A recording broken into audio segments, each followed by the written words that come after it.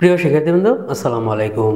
আপনারা যারা 2025 সালে ডিগ্রি বোর্ড দিয়ে আবেদন করে কলেজ পান নাই, তো দ্বিতীয় মেধা তালিকার জন্য অপেক্ষা করতেছিলেন, তো দ্বিতীয় মেধা তালিকার রেজাল্টের তারিখটি প্রকাশ করা হয়েছে। তো আপনারা কিভাবে নিজে নিজে মোবাইল দিয়ে খুব সহজে দ্বিতীয় মেধা তালিকার রেজাল্টটি দেখবেন, এবং যারা মাইগ্রেশন অন করেছিলেন প্রথম মেধা তালিকায় চান্স পেয়ে, তারাও কিভাবে খুব সহজে মোবাইল দিয়ে রেজাল্টটি দেখবেন, সেই বিষয়টি আজকে সুন্দর করে আপনাদেরকে দেখাবো। তার আগে আপনারা যদি আমার চ্যানেলে নতুন হয়ে থাকেন, তাহলে অবশ্যই চ্যানেলটিকে সাবস্ক্রাইব করতে ভুলবেন না।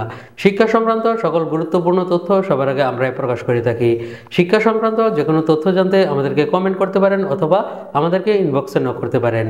তো আমাদের চ্যানেলটি যারা প্রথমবার ভিজিট করেছেন, তারা অবশ্যই সাবস্ক্রাইব করে রাখবেন, কারণ পরবর্তীতে আপনাদের জন্য অনেক গুরুত্বপূর্ণ আপডেট ভিডিও থাকবে, যেগুলো আপনাদের অনেক গুরুত্বপূর্ণ কাজে লাগবে। তো চলুন দেখাই আপনারা কিভাবে মোবাইল দিয়ে নিজে নিজে রেজাল্টটি দেখবেন। সর্বপ্রথম আপনারা চলে আসবেন আপনাদের ফোনের যে কোনো একটি ব্রাউজারে। সেক্ষেত্রে আমি গুগল ক্রোম ব্রাউজারটি প্রেফার করব। তো আমি গুগল ক্রোমে চলে আসলাম।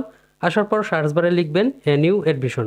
নিউ অ্যাডমিশন লিখে গো অথবা এন্টার প্রেস করবেন। এন্টার প্রেস করার পর আপনাদের সর্বপ্রথম যেই ওয়েবসাইটটি আসবে সেটিতে ক্লিক করে দেবেন। তো এটিতে ক্লিক করার পর আপনাদেরকে নিয়ে আসবে এরকম একটি ইন্টারফেসে।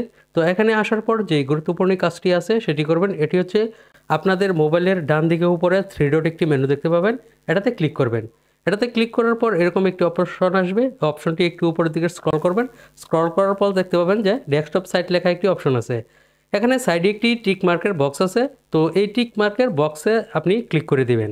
তো এটা ক্লিক করলে আপনাদেরকে একটি কম্পিউটার মোড যেই সিস্টেমটি আছে সেরকম দেখাবে। তো এখানে কিন্তু আপনারা সবগুলো অপশন ফুল স্ক্রিনে দেখতে পাবেন, ডেস্কটপ মোড না করলে কিন্তু দেখতে পাবেন না। তো তারপর এরকম স্ক্রিন দেখাবে, এখানে উপরে যে ডিগ্রি পাস লেখা আছে এটাতে ক্লিক করে দিবেন।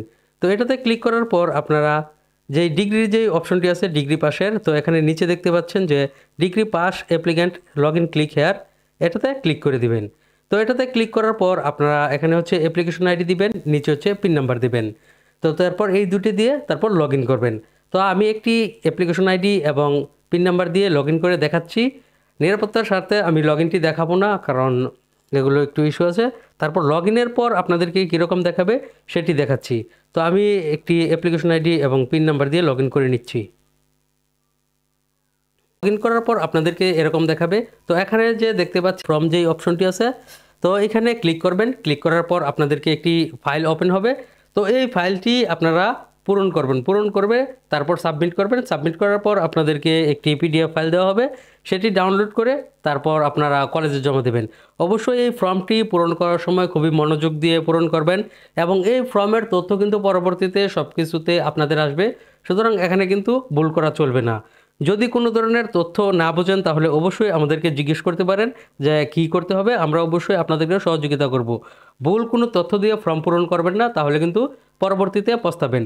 তো আপনারা যারা দ্বিতীয় মেধা তালিকায় সাবজেক্ট পেয়েছেন তাদের জন্য অভিনন্দন, তারা অবশ্যই এই ফর্মগুলো পূরণ করে জমা দিবেন।